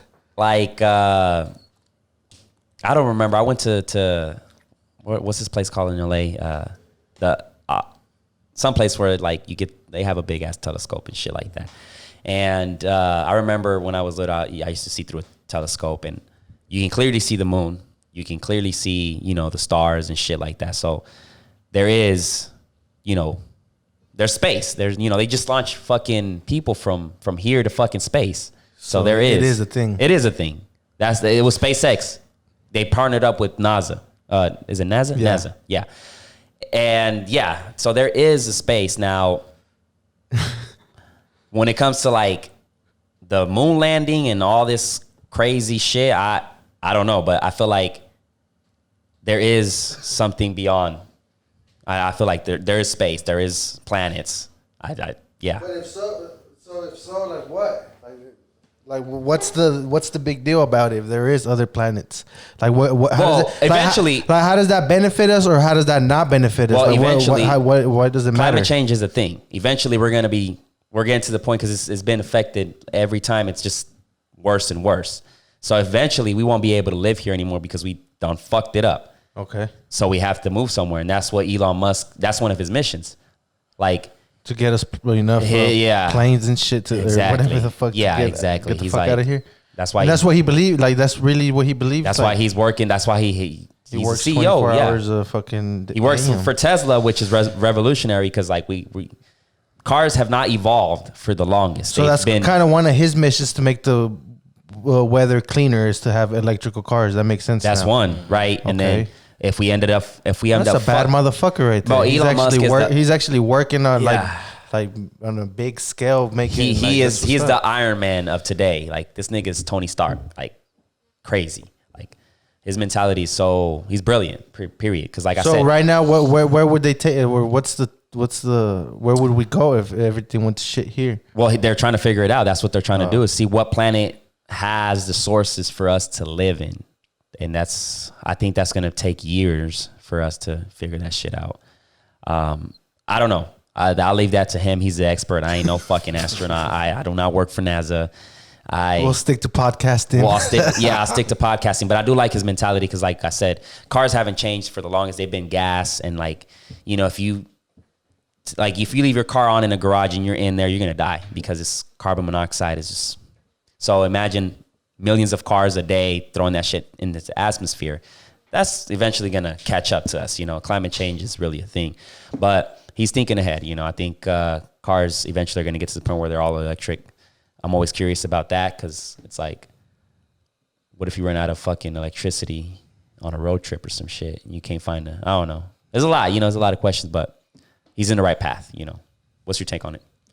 I think it's good. His mentality is completely different than everybody else, and everything he's doing, like how AV said, trying to help out. He's really doing. He's not like saying he's gonna do something. He doesn't do it. He's like, I didn't even know before I heard the Joe Rogan podcast that he was actually doing that, like trying to take people to another planet. Yeah, that's real. They just launched that shit, and that's some shit that you're really not getting paid for. You know what I'm saying? Like you're Exactly. just that's you living your purpose. Like you're just fucking doing some shit because it needs to be done. He's doing it for humanity, probably. Yeah. So yeah, that's dope. He's an interesting guy. Like, I don't know how the fuck he finds time. Like his shit. So talking like about humanity, do you do anything like that? Like anything charity shit or how do you contribute to society? I haven't recently, but my mom always telling me, let's go feed the homeless, let's go do this, do that. So I definitely do want to get into it. Even like probably just giving out free haircuts, I think that's pretty dope because it changes your whole perspective and how you look at yourself and your confidence. It's just a confidence booster, like 100%. You see that every time. I know you see it with your clients. They walk in, maybe with their head down a little bit. By the time they get out your chair, they got their chest up and they just feeling really confident. That's what more of the reasons. As a barber, even the conversations, because like Steve-O, he was talking about, they asked him his purpose, because I was cutting up some dude that was like real about like hippie-ish dude. So he was like, what's your purpose? Like he asked Steve-O, and then Steve-O was like, I mean, right now I cut hair, so to basically teach people while I cut their hair, you know, like share knowledge, share good vibes with them. So that's my purpose, you know, to share good vibes through my craft. So I thought that was pretty cool. I had never heard anybody just say it like that. So, because I mean, you are impacting a lot of people, you know, even if you're at Starbucks, fucking whatever you're doing, you know, you can still live your purpose through whatever it is. So, cutting hair, even though we're not doing fucking Elon Musk shit, Yeah. you know, we can still play our part in the fucking. Yeah, I feel like once you find your purpose, I mean, what do you think is your purpose? I don't know. I think your purpose is whatever you make it. So whatever you feel like you need to do in your heart, that's what I think. So just like he said with Steve-O, that's a great way to put it, because that's exactly how I feel. So I feel like cutting hair is just like something that I use to get to them, like to my clients, right? So I don't know. It's like you said, the conversations just are different and the therapeutical. So even through that, just talking to people, just problem solving, just even just listening, sometimes it just helps a lot. Yeah. So that would help them in a lot of ways. Oh yeah. Yeah. And they help you a lot too. Like sometimes you need to talk too. And it's just not the barbers that help them. So the clients help a lot too. So sometimes It's a win-win. For sure. Yeah. 100%. It's a win-win. Oh yeah. And yeah, man, as corny as it sounds, like I think everybody's put here for like with a certain gift and stuff. So as long as you're using your gift for good, then that's really what matters. Like Right. whatever it is. Yeah. Taking pictures, fucking cutting hair is a big one, you know, because like you said, somebody could go from feeling like shit, like depressed, and then they get a cut, and then they're just a complete different person. Like they might get that job, they might pull that girl, they might, you know what I'm saying? Like you're changing you're actually changing the fucking. And that's not anything made up, because they say that. Like they tell you, like, man, I feel like shit earlier, and I'm about to walk out, I feel good. It's like, damn, I feel good. You see them all hype and stuff. They don't even have to tell you sometimes. You just know. That's like a power. Like, what the fuck? I just made this dude go from fucking sad and depressed to let me go, you know, They'll take go, a shower and they'll see what post up. in their snap like, Yeah. oh for sure. yeah, I'll be doing that shit too. So it's yeah. Shout out to all the barbers, man. Oh, yeah, for sure. We got Hell some yeah. great barbers down here, man. When this whole quarantine thing happened, like, did it affect your business? And if it did, like, what did you do to like kind of stay? So, I mean, at first, just like everybody, like, I didn't know what was going on. So I did get a little scared. So I did shut down for about 3 weeks. But, I mean, I've always been the type to save money and just to make sure I have enough money for anything just like that. So I ended up using, you know, whatever I had saved up. Not all of it, but just enough. And I just got back to work. After a while, I started realizing that, I don't know, maybe it's not real. Maybe it's not as serious. It probably is real, but it's not as serious as people are making it seem like. So I started just cutting hair after that. It didn't really affect me too much. Did it teach you something? It taught me that everybody's more of a sheep than I thought. That's what it taught me. What do you mean Like by that? everybody is quick to listen to what others have to say and follow what they have to say. Because I think it started with the toilet paper. Like, who started the toilet paper thing? Everybody went crazy over toilet paper. And now there's a fuckload of toilet paper at the stores and nobody cares about it. And it would go back to the coronavirus thing. Now these riots going on, nobody cares about the coronavirus. Yeah. So it's just like trending things that continuously lead people to a path that they don't know where the fuck they're going to. Yeah, the whole toilet paper thing was more of a psychology. And everybody forgot about that right now. Yeah, So, but That's why I didn't like when all this shit started happening. I didn't watch the news. I didn't watch nothing. Maybe I'm still a sheep because first thing I went to was the fucking Joe Rogan podcast. Like, let me see, because usually he has credible sources on there, you know. So I was like, let me go there. But I don't think that No, makes for you a sure. sheep because you didn't do what other people. I try to did. just go to the source that I trust. Yeah. So at the end of, you know. Yeah, but you didn't like. I still follow protocol. I didn't. Even though like everybody was taking toilet paper, I just got the ones I like. The normal toilet paper I always get. I was like, I'm not gonna stack this shit up. What the fuck do I need this shit for? Like, who says that? yeah, like, Who's is the one saying virus that? gonna go up my ass or something? What? Well, you know what I'm saying? Like, what is the purpose behind this? But it looks like that was more of a psychological thing because, you know, toilet papers take a big space in the shelves. You know, so like, if you take one or two, it's already looking a little empty, and then other people go. So people seeing it empty, we're like, oh shit, like, oh, let me get that shit, you know, because it's like we're gonna run out. Right. But It was funny too. Clipper sales went up. Man, during they the price coronavirus. gouging. It's crazy. I tried to buy those golds, the Babyliss, the gold ones, and they were out of stock. I was like, what the fuck? That's crazy. Yeah, they take advantage of that. Like, they take advantage of the whole situation, and they know, like, you know, the barbershops are going to be booming, and, like, everybody's going to get their cuts back and, like, want to get their cuts, so they're going to bump up the price of everything. Like, everything went up, to be honest. Well, yeah, food went up. I saw that. Like, the tacos, they went up. Fuck. Everything went up. Everything went up. People gotta bounce back, but yeah, everything went up except the wage. But it is what it is, man. I don't know, man. I just keep. What else is next? You know, like, that's my question. Is like, that's why I tell people I try to just stay focused on the shit that I'm on. Like you said, like, I try not to listen to too much fucking TV, none of that. And then I'll read it, like, but I try to not even believe anything. I'll just, like, watch it. Like, last night I was sitting there watching the rioting and all that, and I wasn't really, making a decision on how I felt. I was just kind of watching everything and, like, let's just see. And then, because we can't really do shit about it. So I'd rather just cut some hair and fucking I didn't think chill. I didn't think it could get worse, because, to be honest, it's like, all right, the coronavirus is the top. Like, that's it. What else can top it? The world could fucking end. It feels like it is ending. It feels like it, man. Like, really, like, half That's of what the my year. dad said. He's like, se va a acabar el mundo a la verga. Like, what else? Like, you know, like, fuck. I don't know, man. I'm ready for this. I don't know if it's the year that they just said, you know, 2020 is just going to be a shit show. I don't know. I'm just ready for all this shit to be over. They say history repeats itself, so maybe we should go back and read some fucking history books, and maybe I don't know. Probably.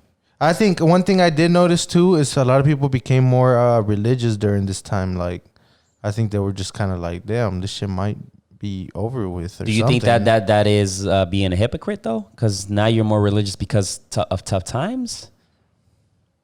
Don't you think?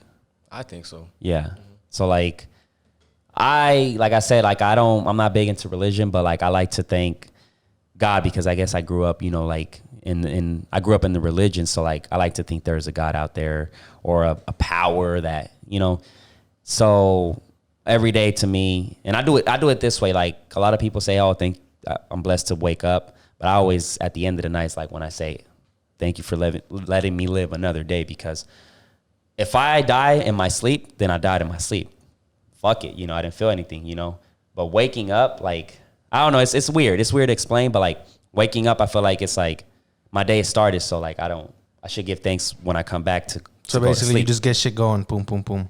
Yeah, I don't know. I think it is a good thing to wake up and be, like, thankful. For sure, I do it at the end of the night. I'm just the opposite, just because of that. Because, like, I it survived could the get day. you going. Because there for a minute, I was kind of like just depressed and was like, man, fuck the world. This is fucked up. We're all just doomed anyway.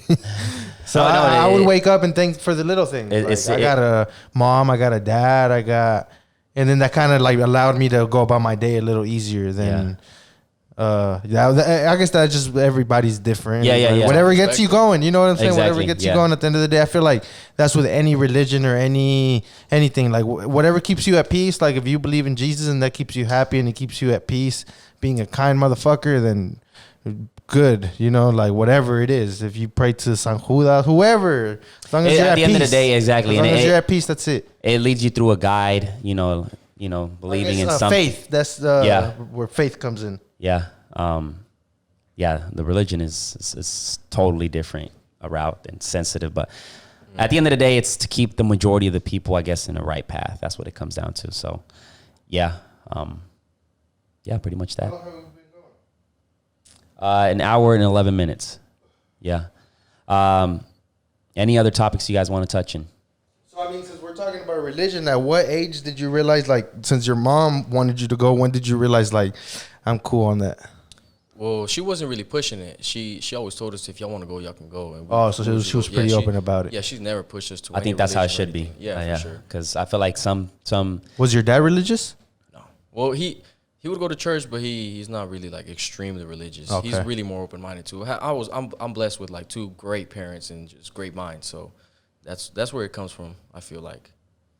Yeah, because the thing there's certain people that are like all about their religion and they're not open-minded. I feel like you have to be like, you just can't be because I'm this religion, I'm going to bash on the other religion. Right. Like, Because that'd be contradicting yourself. Yeah. So it's like, no. Like if at the end of the day, your mission is peace and love, when you're judging somebody, you're already fucking that up. So yeah. So like to me, that's it's like over with. That Yeah. basically breaks every fucking argument you have. Exactly. You know what I'm saying? Like I see people that say, oh, like this religion is the real one, and like those who follow this religion are gonna go to heaven, and if you follow like Buddhism or something, like, but I'm like, I don't think that's how it should be. Like, you're fucking up in the first place, because what if they grew up in that religion, right? And the Buddhism or whatever other religion that there is, you know, that other countries have, like that's what they grew up in and that's what they believe. And as long as it's positive, I think that's like what really counts, right? Because yeah, you could have been born in a different country with a different religion, different culture. You grew up in that. You didn't like, you know what I'm saying? Like you didn't, I don't know. It's just like, to me, yeah. I don't. Have you experienced psychedelics? Yeah. Oh yeah, for sure. That's touching your question again. That's what really opens up my eyes at least. Yeah, psychedelics. They just take you to a place where you've never been before, and pretty much to the center of the universe, and you get so humbled, and your ego gets broken, and you start to kind of. It's like if a blindfold is taken off your eyes. I don't even know how to explain it, but if you know, you know. And you start to realizing a lot of things. And I did psychedelics at first when I was 16. So it's been a couple years now. So, and every day you start realizing a lot more things. And so by breaking your ego, what do you mean by that? Like, explain that. So everybody has an ego. Like I said, I'm not an expert, but everybody has an ego, and everybody's ego can be broken. But to be a human, you have to be an ego. You have to have an ego. And to me, an ego is like what says me. So like, I want this, I want that, and being selfish or whatever. And the ego is not completely bad, but it does have a lot of bad parts to it. So breaking the ego, you get completely humble, like next level humble. You don't like feel selfish. You don't feel any of that.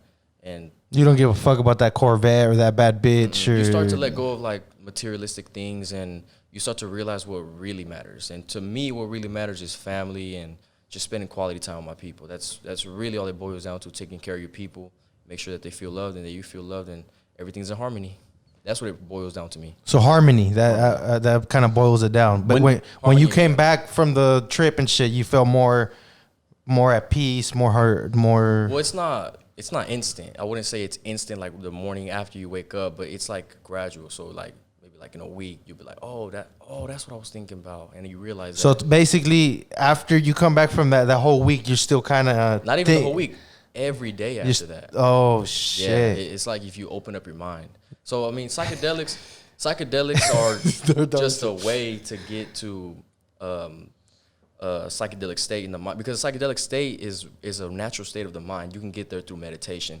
Psychedelics are just there to get you there faster. So I'm curious, bro. Like, have you ever meditated? I haven't done meditation. I used to for a little bit, but it's because to get to a psychedelic state through meditation, it probably takes about 2 hours. You have to practice for fucking probably years. Oh yeah, like monks, I'm sure they can do that. Yeah, because there's so like Joe Rogan does the fucking tank or whatever. Yeah, like, but sure. Even him, he says he uses fucking edibles, and then he goes in there and basically. Well, edibles are a trip, man. They're a fucking trip. I've taken like pretty big amounts of edibles, like dosages wise, and man, they almost seem like a trip, like an actual psychedelic trip. I'm like sure shrooms type shit. Yeah, like pretty close. I don't know. Like, it's, to me, that's like I'm a little scared of like doing that, because like yesterday, like I was having a good time. I was at the lake and shit, and I hit the pen, and then I started seeing shit different. You know, like it's like when you like start questioning shit. Like, I was at the lake having a good time, and then right when I hit the pen, I'm like thinking like, what is life? Kind of that question, like, what is life? Like, what is the whole reason behind this shit? And I started seeing everything different. So I feel like if I, go on a trip, like it'd be some different shit, like, I don't know if it's gonna be positive or negative. That's like my thing. Cause I felt like that the first time I smoked weed. Like the first time I smoked weed, I remember that shit was like out of this world. You know what I'm talking about? Like I was in the back of the car and I was listening to music, and it was just like, whoa, I felt free, like nothing mattered, just the music was fucking I just felt good. And with psychedelics, I don't know. I know you from all my friends. What they tell me is like you have to break that barrier, like of almost uncomfortable, like you're uncomfortable, you know, and then you come back and it's like a good. I've been hearing a lot of. I haven't yet to hear like, oh, this was a bad trip. I think it was one. I don't know who the fuck was it, but it was one. So with your experience, was it good from the start, or did you have to get over that? Like, was there like, oh shit, I'm fucking tripping balls, and then after you realize you're tripping balls, that's when it feels cool, or? Well, to put into perspective, it's not like you realize everything when you're like in the trip. Like I said, man, I forgot what you said too. What'd you say about while you're in the moment? What'd you say before that? Yeah, like is there a moment like when you barely take it that you're kind of like? Oh, okay. You said something about being uncomfortable. Yeah. Okay, so you have to be comfortable while being uncomfortable, if that makes sense, while you're in a trip. It's just like working out. You have to be like, you have to be comfortable while it burns. You know what I mean? Because you brought up a bad trip. There's no such thing as a bad trip. A bad trip, well, at least to me, a bad trip is you facing your demons, and I mean demons like your insecurities and what you don't like about yourself and what you don't want to face about yourself. Because most of the time, we'll grab this piece of ourselves and be like, I don't want to see that. Push it over here. But what happens, it starts to build up, and eventually it's going to explode. That's when people start getting like really mad, like for no reason. They're just mad at themselves. They're not mad at anything else. They're just mad at themselves, but they don't know that they're mad at themselves, and it keeps piling up, and then it's never ending. That's almost like that's why they say it helps with depression and anxiety, because that's what depression and anxiety is. Like basically you're depressed about the person you are, so then that gives you anxiety because you're like, fuck, I'm not going to be accepted, I'm not going to be successful, and then that makes sense. So that's where I was going with there's certain because there's certain like depression, I guess, stages of like, you know, because if you don't like yourself, you're depressed. You know what I'm saying? That's basically what that is. So what was your depression? Because I know, like, basically that I didn't. You didn't like yourself? Not myself. It's just like I didn't like I didn't like the world. I didn't like how this shit was. Like it was. I think that was my depression of like anything I do is really not gonna do anything to make a change or some shit. How fucked up shit already is. That was my depression, but yeah. I guess so. I guess sometimes you could just flip the perspective too. I think that's like a superpower too. Yeah. So you can be like, just how you said that, oh shit, I can't do anything about it, I'm gonna be depressed. You could be like, oh shit, I ain't gonna do about it, I'm gonna go have some fun. You know what I mean? So like it's the same thing as like me and you facing each other and me drawing a 6. It's a 6 to me, but it's a 9 to you. And if we switch, it's the same thing. All about perspective. It's all about perspective. It boils down to perspective, in my opinion. What is one of your conspiracy theories? Because you say you have some of your own. So what? Depends about what. Like, what do you want to? I don't know. I mean, Government. I feel like the government is controlled by something higher. So, pretty much like I said with the puppet. So, I think that like the government controls the celebrities and the people that are like famous, and I think there's something higher controlling the government that we don't know about. So we never question that.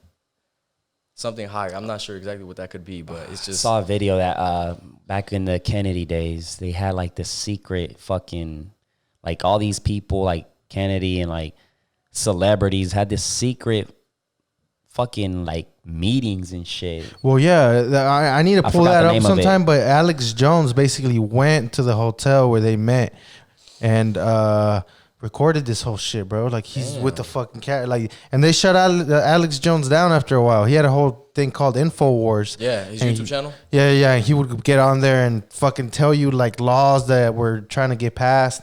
Like on the Joe Rogan podcast, he's like they were trying to. It was like a crazy abortion thing. Like they were making it to where like they could use the kids' organs and make money off of them when it was like they were being aborted and shit. And they were trying to pass that law. So like shit like that people don't even know about. He would bring it up to people and they shut him down, man. So it's like. And they made him seem like he was crazy or something, but he was just spitting facts. That's what people... Look at Dave Chappelle, too. Dave Chappelle, like, spoke a lot and shit. Right now, nigga, we might get shut down. But, like, Dave Chappelle, he fucking... They come after you, bro. Like, I think that's what it is. Like, you would post something, like, when the 5G rumors came out, you'd post something about 5G, they would knock that shit down. Like, you can post it. Facebook would do it. That's where my depression came from shit like that. Like, I would look at it and be like, damn, what happened to the... we're nothing, bro. Yeah, what happened to the freedom of speech and shit like that? Like, and then as soon as you do speak up, they're going to fucking kill you. But I guess that's where you'd like, fuck it, I'd rather, like die for what I believe in type shit. So. Yeah. Stand for something or fall for anything. Yeah, because I mean the good people is Martin Luther King, then Kennedy. Everybody's been Tupac. They Tupac, yeah. killed his ass. The Kennedy thing is so like. I hope mine's cool. Like I hope they do it cool. Like it's a badass fucking. Maybe I was skydiving and then they just pulled the plug on me or something. Like with the Kennedy thing is like, how the fuck do you kill a president? That's kind of easy. You just, I mean, how did they do it? He was from the roof, right? It was a sniper, but like, nigga. how do Supposed to you be blocked off? Ain't it like? Right, but like, I think it. But how do you like? Okay, you shoot somebody. All right, you're looking like where the like.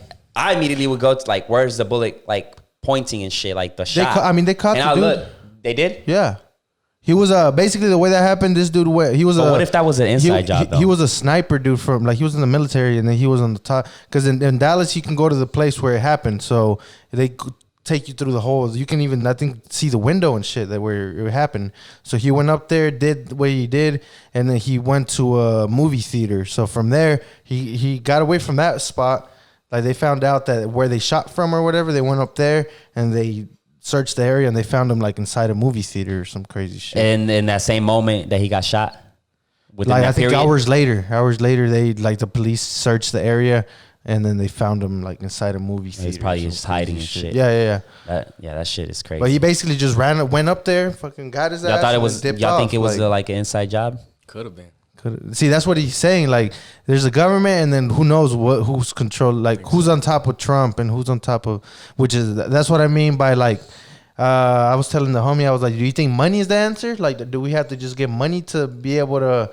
But I don't think it is. You can have a better time with money. You know, I don't think money is the answer because I feel like when it comes to this kind of like situation, I feel like money is the answer to what, you know, like. I guess certain answers or certain, but yeah, I guess not. Yeah, I totally like, I don't know what the fuck it was. I don't know if it was this quarantine thing that made me realize that really. We do whatever the fuck they say. Yeah, exactly. And when money really ain't shit. It really isn't shit. But is it like, it's necessary what to about have what about for the Trumps and the like Mark Cubans and all that? Like how, you know, how was quarantine for them? Like that shit. It was, I'm guessing it was not too bad because, I mean, when you have a fucking $1 million mansion with your own fucking chef and shit, you can get distracted. But I'm pretty sure deep down they were worried about like what the fuck is going to happen. And a lot of celebrities were fucking scared and vulnerable because we didn't know if the dollar amount was going to drop. So if the dollar amount drops the value and it's not worth shit, then what's the money worth? You know, like what's the money? You know what I'm saying? Like it's just so many questions and so many like, damn, we really ain't worth shit. Like we really no, like we really like we have to follow this system, and they pretty much say what we can do and what we cannot. You know what I'm saying? But they say you're free though. But they say we're free. You're free though. But you just follow our guidelines. Right. Oh, okay. Exactly. You get what I'm saying? So slavery still kind of is just pretty now. Exactly. But I mean, like you said, perspective. Yeah, for sure. Because even yeah, I mean, you get to the point where you have a lot of money, but you still controlled. You still got to do what they say. Yeah, you still just you just have a bigger bill. At that point, you just try to like at least get some power. At that point, you know, a little bit of power. You know, I don't know. Yeah, like you said, I think that's the perfect word, distraction. Like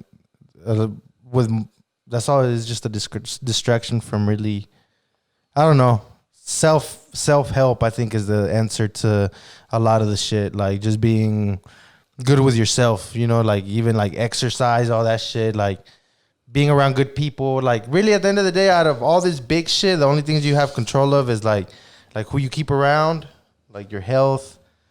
Like what books you read, what fucking shows you watch, what music, like that's it. I feel like the little things. Sometimes it's like, especially with all this shit going on, man, I feel like it's easier to just fall into like, because I try not to like think about it too much, but I'm like, fuck. Like sometimes it leads to like a depression and shit because it's like, man, what the fuck is going on? Like, I mean, if you really look at the world right now, it is a depression. Gotta say it, yeah. You know, so it's like, I don't know, man. I think it's like, yeah, it gets to me. Like, there's certain days where I'm like, man, fuck this shit. Like, but what can you do about it? Right, that's what I'm saying. Like and that's I think that what makes it work. Like, yeah, like what can I do about it? Yeah. I I try to just stay like in my lane and like. So at that point, you're just stressing yourself out for no reason. Not for no reason because it's for a good cause, but what can you really do? What can you do that morning right then and there to help that?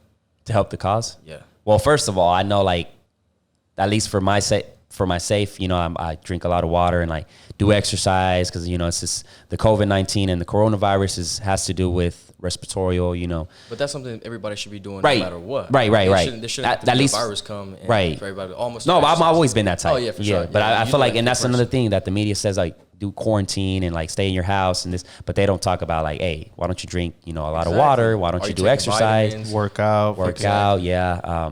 Exactly. Read just books, stay cover away from cover your like, face. yeah, stay away from, yeah, exactly. I forgot who said it. It's like, this motherfucker's obese. He's buying cigarettes, but he has a face mask on. He's safe. What do you think it makes sense to go to the gym and then as soon as you're done, you fucking smoke a cigarette? Do you think it makes sense? No. It depends what definitely you're not. working for, though. Yeah. What? It depends what you're working for. If you're, I've done it. well- I've done it. Like I've left the gym and like we're just chilling, me and Cac. We had a killer ass workout. Like fuck it, let's just. But aren't you- don't you- Let's burn a little port right quick. you talking about a cigarette? Yeah, a cigarette. Like tobacco? Like, yeah. Nah, I mean, I don't smoke tobacco, but probably not. Because Nah, aren't it's you going not. to the gym to better yourself, like to be healthy and shit, and then you go ahead and fucking. It's an addiction though. Like Cac, I think it's an addiction. Like that motherfucker, when he's done working out, he wants to have a cigarette. It's pointless. To me, that's just like, yeah. In that situation, besides the COVID thing, what could I do to better the situation? I mean, I don't know, because I can try and do, like, I can go and do a peaceful protest, especially with this thing going on. I can get shot in the balls. You know, I can go and capture the moment and see if I can put a positive message, and I can get tased or something. You know, like, Yeah. it can go either way. Then it doesn't matter like if it's peaceful or not. So what's your purpose? Let's talk about that. My purpose? I think my purpose is just to make sure like my people are, you know, in the right path. You know, like my brother, my lady, my brother especially, and then my sister that's growing up. I feel like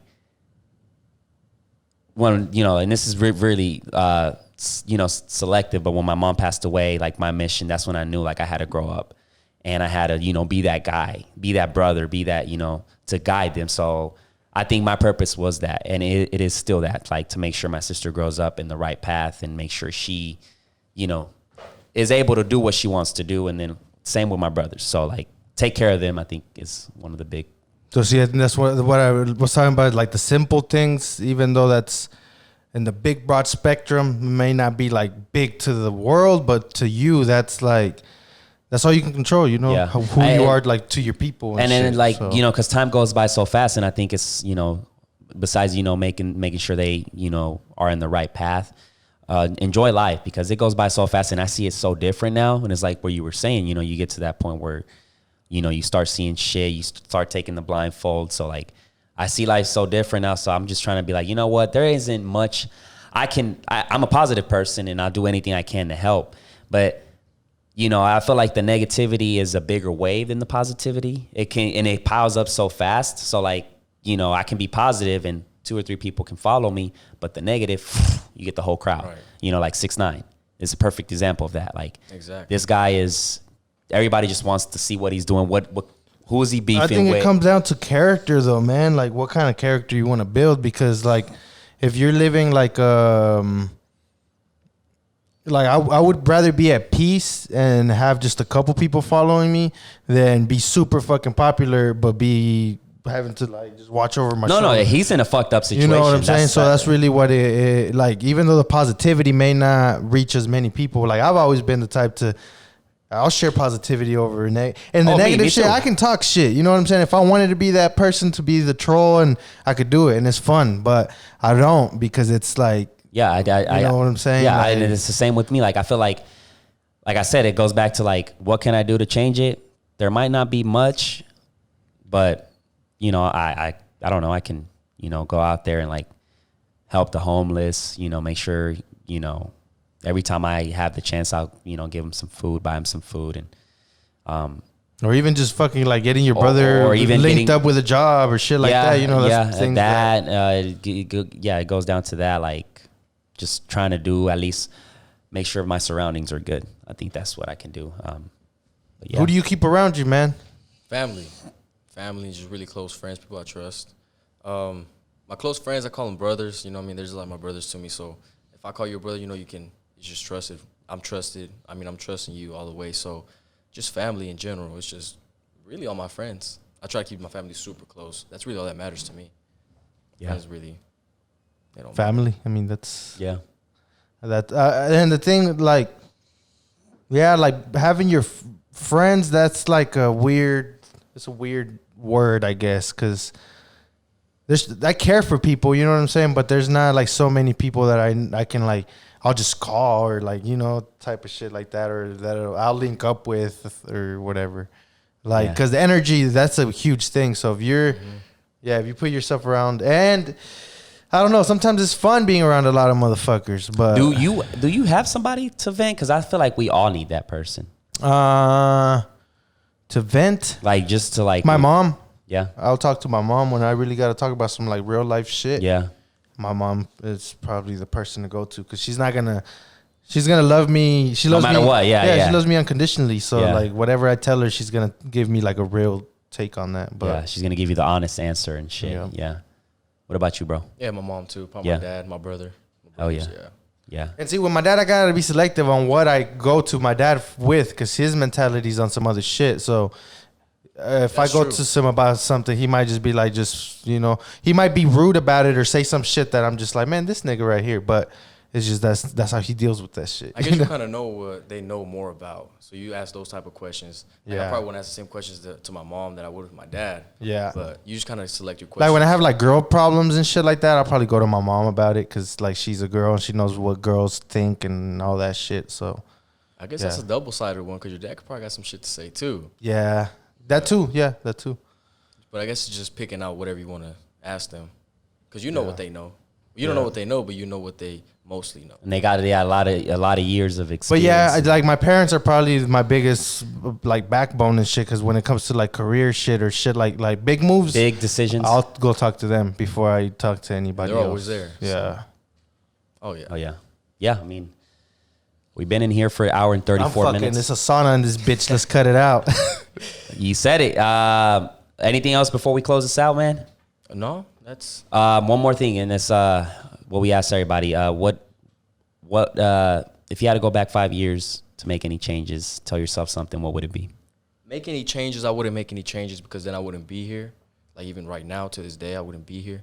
But tell myself anything, like any advice, guidance, probably just stay calm and your time will come. Like just stay patient. Patience is probably one of the biggest keys, and be able to switch your perspective. Because I wasn't doing that until like a couple of years ago. So be able to switch your perspective. That'd probably be the main Hell thing. yeah. Stay humble. Yeah, hell yeah, man. That's definitely a unique one of the most unique answers we get when I ask, because we almost ask everybody this question, and that's yeah, it's there, man. But yeah, we're gonna go ahead and wrap this up, man. Appreciate you coming out, man. Thank you, my brother. Supporting Keep doing the your thing, podcast, bro. For real. You hella young, man, and like the mentality is there. So I see you doing big things. That's one of the youngins right there that out of everybody I see, I'm like, you got a good head on your shoulders. Real You're shit. like influencing people in the right direction. So yeah, bro, keep fucking doing your thing. Hell yeah. Thank you. I would definitely will. Hell yeah. So let's wrap this up. Peace.